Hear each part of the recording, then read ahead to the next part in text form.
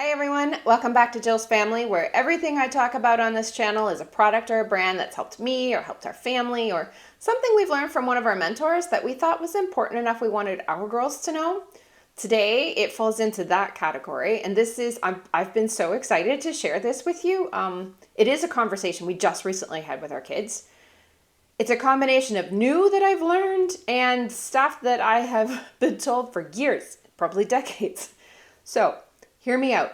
Critics, it never ceases to amaze me that it doesn't matter how old or young you are, there is always somebody poised, ready to criticize something they're doing. So today we're going to talk about handling critics like a pro, what the worst ones are, because I'm going to actually break them down. To me, there's 6. They go in 6 categories, and 2 are the absolute worst. And we're going to run through them in rapid fire. So, to kick things off, number 1, the egotistical critic. You know, the ones that like to talk and brag, and they have a one-up story for everything. It doesn't matter what your situation is you're going through. They have something similar, but like way more.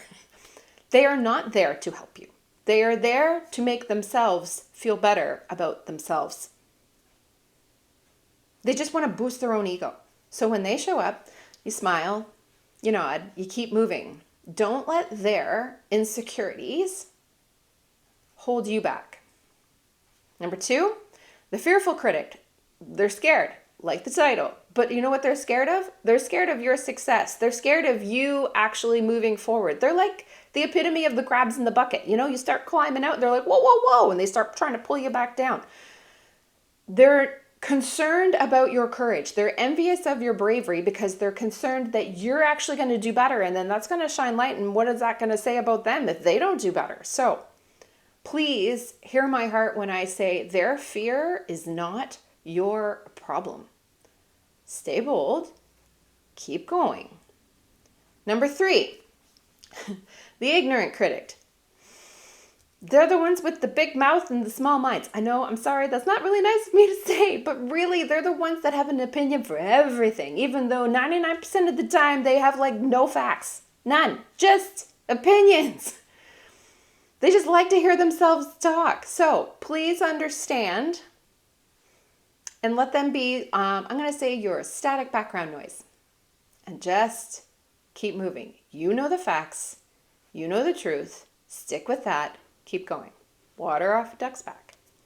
Number 4. Number 4 can be a little tricky. They're the oblivious critics. The problem is the oblivious critic most of the time takes the form of close friends and family. And please understand and hear me when I say they're not trying to be mean. They just want to protect you. They just don't get it. They're scared, like, what if you fail? What if you get your hopes up? I don't want to see you get crushed. They don't see what you see. I love the story of the bloodhound dog that is given the scent of the rabbit to track it. And once he catches the scent, he's like, bang, he's off. And he's running through this field of really tall grass. And the rabbit's running and the dog's running. But to anyone that just shows up after the fact, all he looks like is the crazy dog running around in a field. They don't see what you see. So when the oblivious critic tries to hold you back, lovingly, take a deep breath, thank them for caring, remind them and let them know you've got this, and that you would appreciate their support or respectfully their silence until you can show them and prove to them what you see. And keep going. Now the last 2, the worst of all of the 6. You know why they're the worst? They're in your head. They're the imaginary and the inner voice. The imaginary, they're the what ifs. They're the, oh, what if I fail? What will they think? Like, what would they say? What if this happens? What if this goes wrong? You're fearful and scared of, I'm going to say, judgment. That hasn't even happened. You know, I remember back to something that my dad taught me, and he said, Jill, look, if you're going to play the what if game, for Pete's sakes, at least bank it in your favor. Do the positive version. Flip it. Do the, what if it goes right? What if this works? What if they're super proud of me? What if they love this? What if they think this is the best thing ever? Mentally switch it up. And 2, the inner voice, this is by far the worst of all of them. It's the little voice inside your head going, what do you think you're doing? What if you fail? Why would you think that you're smart enough to do this? Why would you think that you could tackle this? Who are you? Please hear my heart when I say, when that voice shows up, you need to replace it with a good one. And you need to do it out loud. I'm going to do this. I'm going to be great at this. I'm going to conquer this. I don't care if you have to whisper it to yourself. But please replace it. Remind yourself that you can change your programming because you get to program the supercomputer.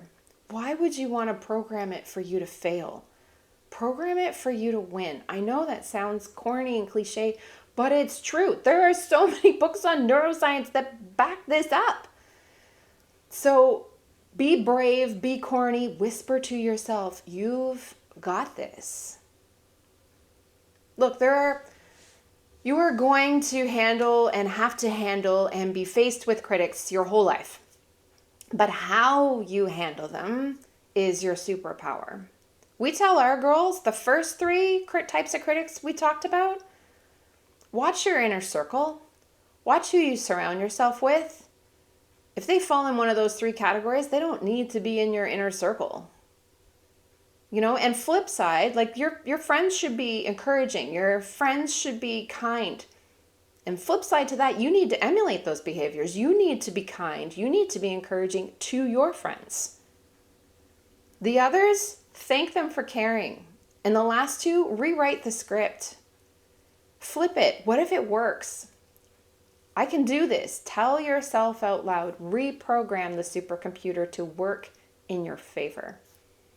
I really hope you heard my heart. I really hope this was helpful.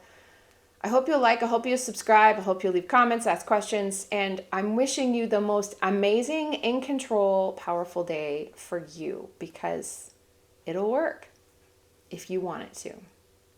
And we will chat again soon. Take care.